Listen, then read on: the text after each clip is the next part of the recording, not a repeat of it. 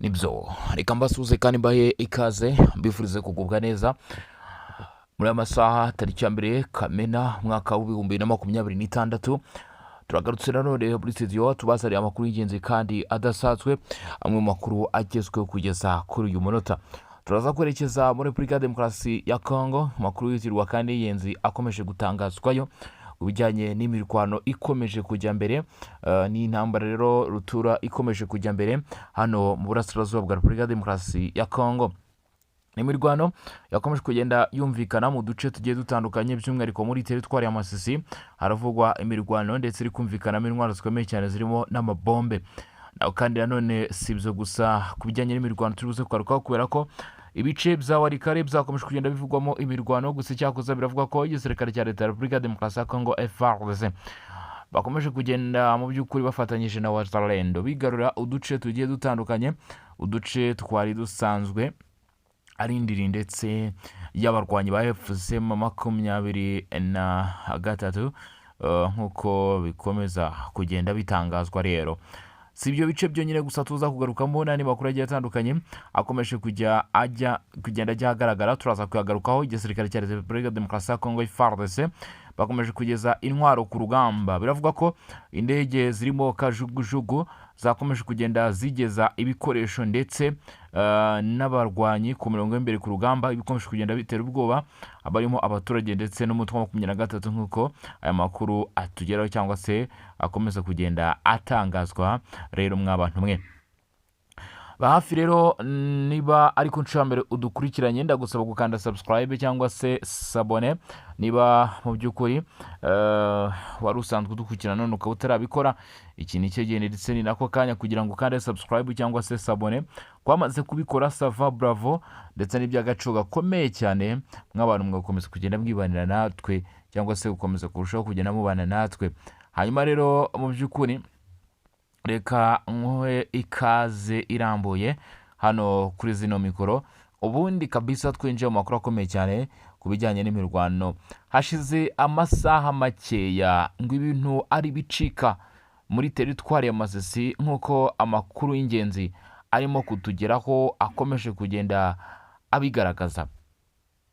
Abaturage batuye muri Repubulika ya Demokarasi ya Congo baratangaza ko kuri ubu ngubu ahagana muri kilometero 12 zonyine gusa uvuye muri iki gice kizwiho ubucukuzi bw'amabuye y'agaciro mpuzamahanga cya Rubaya, kuri ubu biravuga ko aka gace nyuma y'uko kaberemo isibaniro rikomeye cyane, hakumvikanamo kurasana bidasanzwe ndetse nta n'impuhwe zihari rwose ngo muri iyi mirwano, kubera ko abumvishije aya makompora batangaje ko bitari byoroshye, ndetse bavuga ko batari bazi ko ari buze kurokoka n'iyo nka, kubera uburyo ki amasasu yarakomeje kugenda acicikana. Abari mu gice cya Rubaya batangaje yuko batewe impungenge ku buryo budasanzwe n'urusaku rw'imbunda zumvikanaga guhererekanya amasasu hagati y'impande zombi, ni ukuvuga Wazalendo ndetse n'umutwe wa FCM 23. Biravuga ko ngo ibi bisa nko kwihorera gukomeye cyane kwagaragajwe n'uruhande rw'igisirikare cya leta ya Repubulika ya Demokarasi ya Congo ndetse na Wazalendo. Nibyo koko muri kilometero 12 uvuye i Rubaya ahitwa Kibabi hiriwe imirwano ikomeye cyane. Amakuru avuga ko iyi mirwano yakomeje kumvikana no muri aka gace ka Kibabi isize inkuru itari nziza ku barwanyi ba FCM 23. Igikuba gikomeye cyane cyacitse ahitwa mu mujyi wa Rubaya, yewe ngo ibikorwa birimo iby'ubucuruzi, ibikorwa birimo ingendo za hato na hato byasubitswe. Ubwo bukomeye cyane mu baturage nibyo bikomeje kuba inkuru muri uyu mujyi wa Rubaya, ngo buri muturage yabwiraga mugenzi we ati karabaye ibintu noneho umva ko twigenje, intambara igeze Rubaya. Iyi mirwano yumvikanye ahitwa Kibabi koko muri kilometero 12, ngo yumvikanyemo intwaro zifite ubukana bukomeye cyane kandi ziremereye ku buryo buhagije, ku buryo ngo byagorana gusobanurira umuturage uri Rubaya ko imirwano itabarega ku irembo ryiwe, kubera yuko ngo iyi mirwano yumvikanaga cyane kuba ari Rubaya. amakuru avuga ko hano Kibabi harasiwe abasirikare benshi cyane ndetse n'icyo twakwita abarwanyi benshi cyane b'umutwe wa 23 ntawe usangira n'udakoramo koko ngo na Wazalendo nabo ntago basigaye kubera ko imirwano ibereye hano Kibabi n'indi nkuru. Wazalendo bavuze ko mu barasiye muri bino bice atari umutwe wa 23 wonyine gusa, ahubwo bo baravuga ko ngo barashe n'abarimo ingabo z'u Rwanda RDF zishyigikira kandi zigafasha umutwe wa 23 hano ku butaka bwa Repubulika Demokarasi ya Kongo. Biragoye kubyumvisha ndetse no kubisobanura kubera ko ubu tuvugana mu myaka igera kuri 4 yose intambara yo mu burasirazuba bwa Repubulika Demokarasi ya Kongo irimo kuba. Menya neza kandi usobanukirwe ko u Rwanda rutigeze rwemera ko rukorana bya hafi n'umutwe wa 23, ariko ibi ntabwo byigeze bikuraho cyangwa se ntabwo byigeze bituma mu by'ukuri abarimo Wazalendo birirwe mu mirwano ikomeye cyane mu bice bya Kibabi batavuga ko bahuye na zino ngabo ku mirongo y'imbere ku rugamba. Ntabwo byari byoroshye, yewe ngo n'indya nkurye.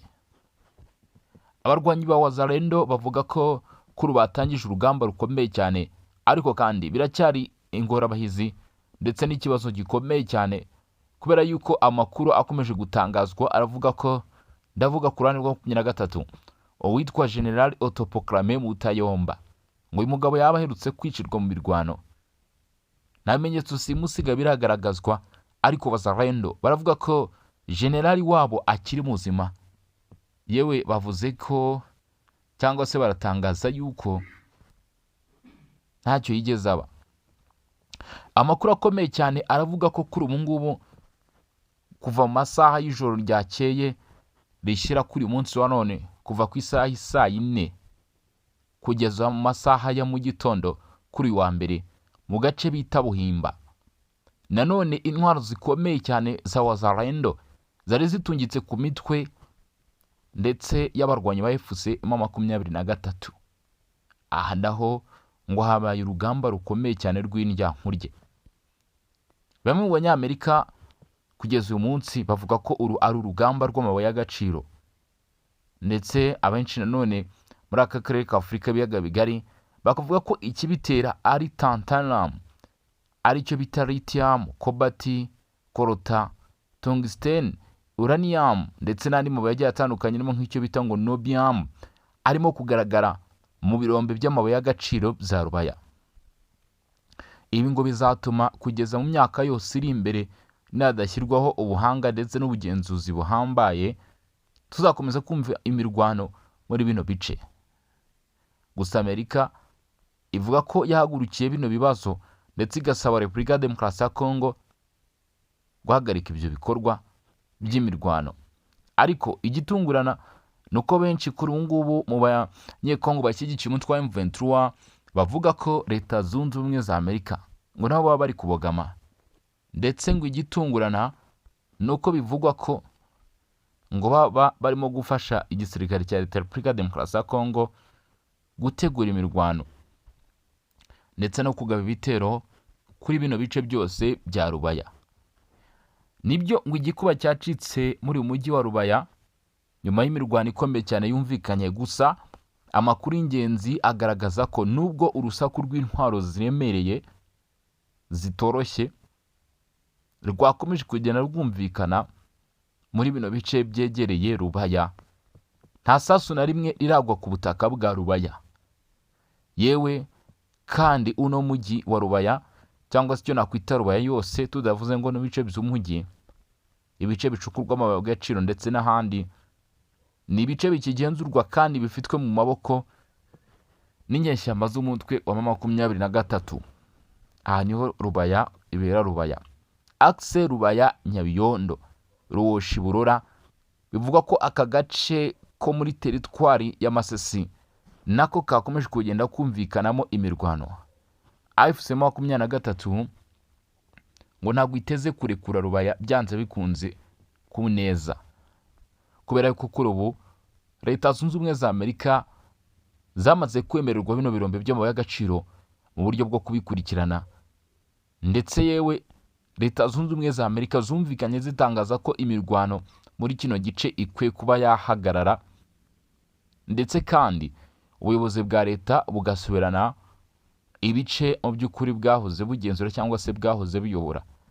Ibi ni inkuru nziza yerekanaga yuko Leta Zunze Ubumwe za Amerika zitifuza abarwanyi ba 23 muri bino bice bya Rubaya, ariko mu buryo buri officiel ntabwo Leta Zunze Ubumwe za Amerika zashoboraga gutangaza cyangwa se ngo zivuge ko mu by'ukuri bano barwanyi bagomba kuva muri kino gice, kubera ko icyo gihe byari byemewe ko 23 ivuga ko Leta Zunze Ubumwe za Amerika zamaze kuba igikoresho cya Repubulika ya Demokarasi ya Kongo, kubera ko n'ubundi ntibahwemye kubivuga mu gina n'ibimenyetso simusiga bigaragara.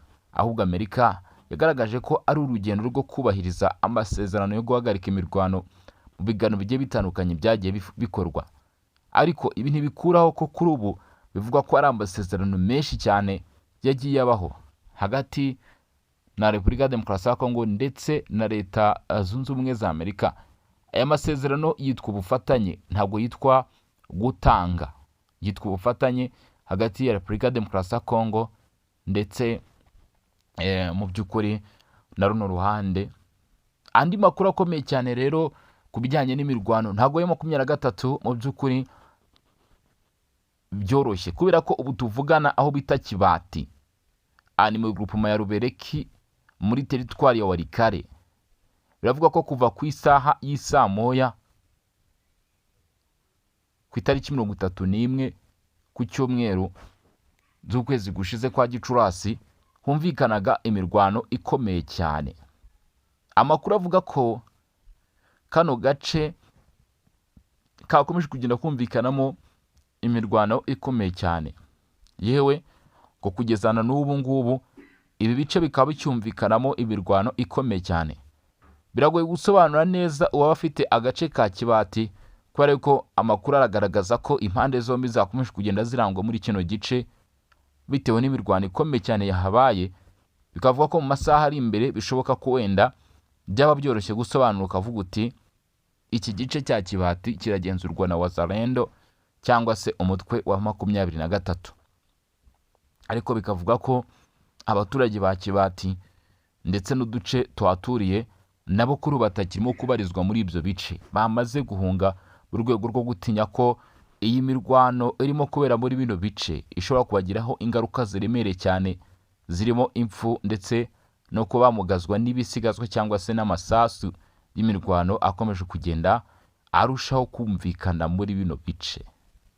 Byanze bikunze biratangazwa yuko umutwe wa 23 nutagira icyo ukora mu bitero bikomeye cyane byatangiye kugaragara mu bice bigiye bitandukanye, bitaza gusiga ubusa, biza gusiga izi nyeshyamba bishoboka ko zaba zambuwe ibice bigiye bitandukanye. Ariko 23 ntiviramo aho. Kuri ubu amakuru akomeje kugenda kwirakwira, nubwo nta gihamya ihari, aho izi nyeshyamba zivuga ko mu mirwano bakomeje guhanganamo n'igisirikare cya Leta ya Repubulika ya Demokarasi ya Kongo, ngo baba bivuganye abarimo abajenerali babiri ba Wazalendo.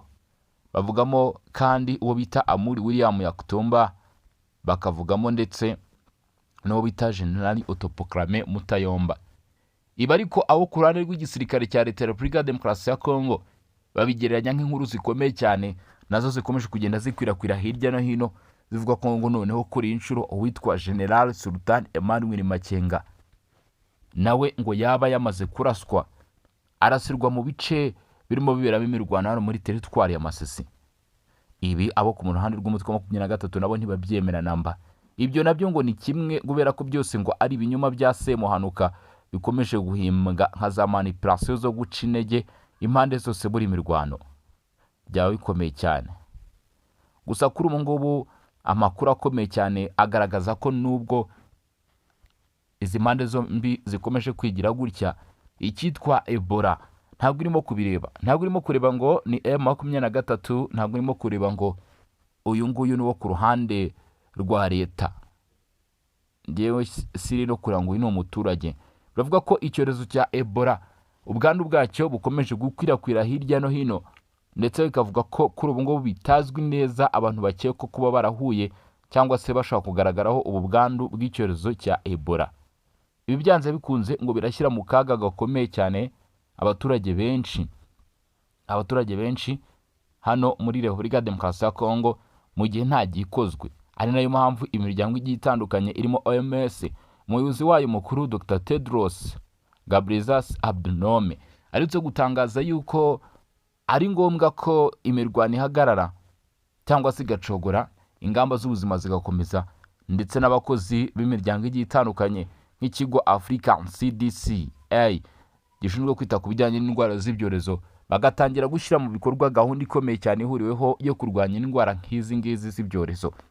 Gusa ariko ihuriro AFC/M23 rirwanya ubutegetsi bwa Repubulika ya Demokarasi ya Kongo ryatangaje ko kugeza ku itariki 31 Gicurasi 2026 mu bice rigenzura hari hamaze kuboneka abantu 4 banduye icyorezo cya Ebola. Biragoye kubyumvisha. Umuyobozi w'itsinda rya AFC/M23 rishinzwe kurwanya Ebola Dr Freddy Kaniki Rukema aratangaza ko nta cyahindutse mu mujyi wa Goma kuko nta wundi muntu wanduye iki cyorezo uraboneka nyuma y'uwabonetse ku itariki 17 Gicurasi. Icyakora hari umwe ukekwa. Amakuru akavuga ko ibivugwa na M23 koko yaba ari imibare izi nyeshyamba zabashije gufata atari yo mibare y'ukuri. Dr Kaniki yasobanuye ko Igoma amaze kuboneka abantu 255 bahuye n'uwanduye Ebola. 217 bari bafite ibyago byinshi byo kwandura bashyirwa mu kato k'iminsi 21 nk'uko amabwiriza y'ubuzima abigenga abiteganya, mu gihe abandi 38 bakurikiranwaga mu buryo busanzwe. Muri Kivu y'Amajyepfo mu gace kaho bita mu Ruhesa gahereye muri teritwari ya Kabare habonetse abantu 3 banduye Ebola. Dr Kaniki yasobanuye ko iki cyorezo cyahagejejwe n'umusore w'imyaka 26 uheruka mu ntara ya Ituri, aho yanduje umugore we ndetse na murumuna we.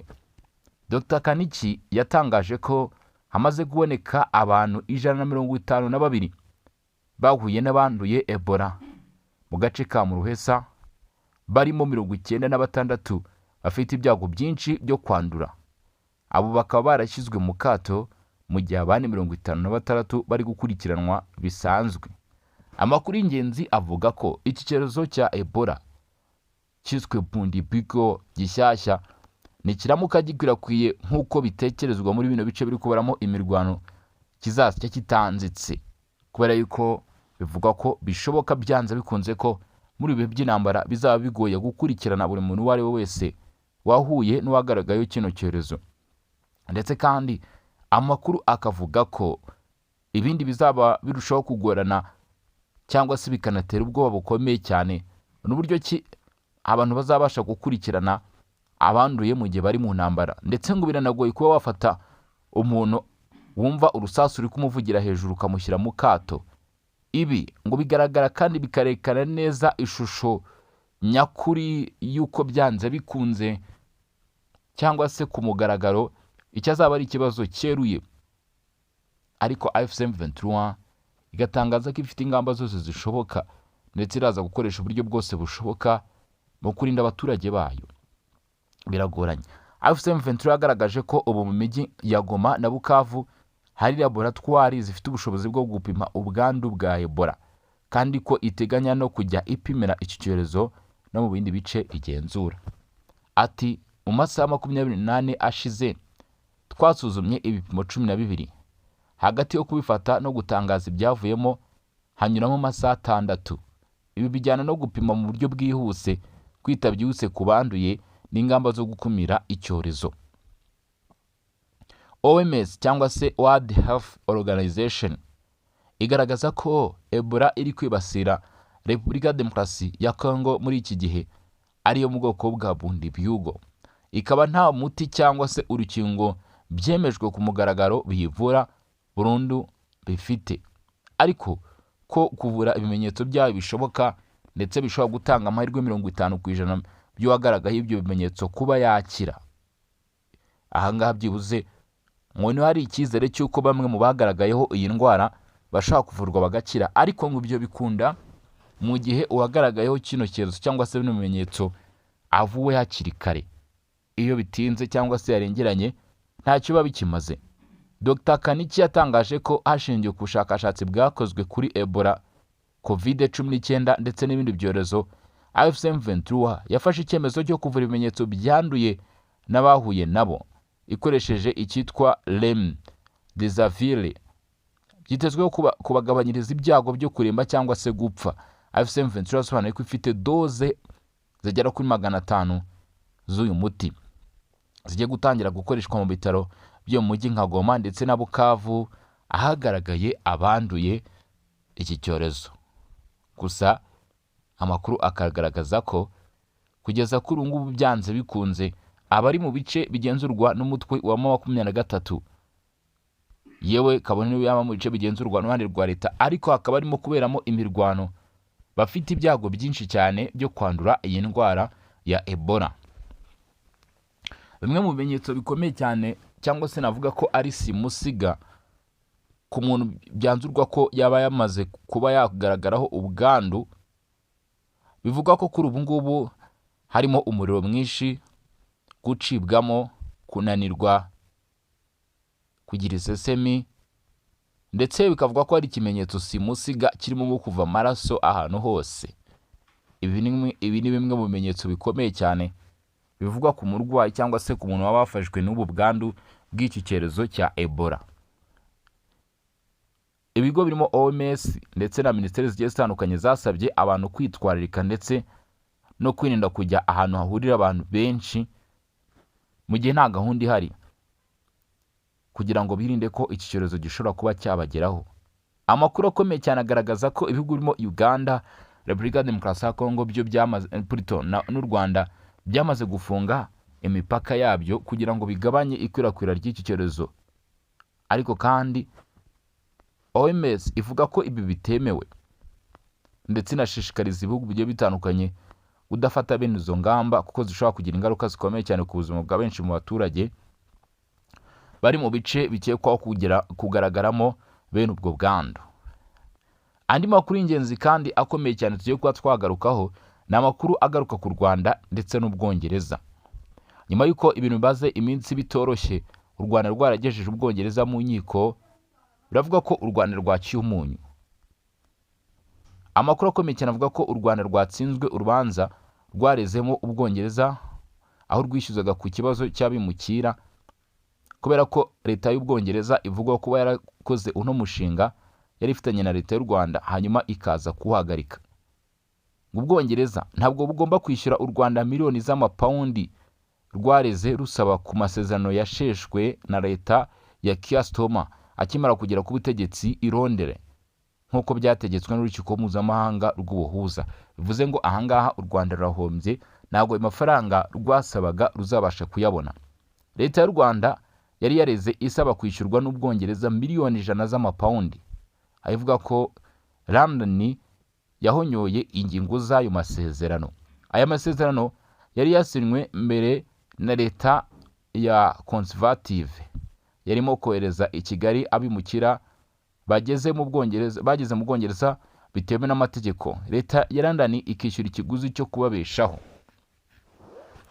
Urukiko rw'Irahe mu Buholandi ruzwi nka Parliament Court of Arbitration rwumvise impande zombi mu kwezi kwa gatatu, rufata igihe cyo kwiga ku mwanzuro. Yolande Macron, umuvugizi wa leta y'u Rwanda, ku rubuga X yatangaje ko nubwo u Rwanda rwemera icyemezo cy'uru rukiko kandi rufata ikibazo nk'ikirangiye, rubona ko ibyatangajwe n'umwe mu bagize inteko ya ruriya rukiko bituma iki kibazo gifunguye ku myanzuro y'amategeko itandukanye. Mu mwanzuro w'uru rukiko, umwe mu bagize inteko yarwo, Professor Muhammad Abdallah Wahabi, yavuze ko hashingiwe ku nyandiko y'amasezerano yo mu 2024 hari amafaranga miliyoni 50 z'amapawundi akigomba kwishyurwa u Rwanda.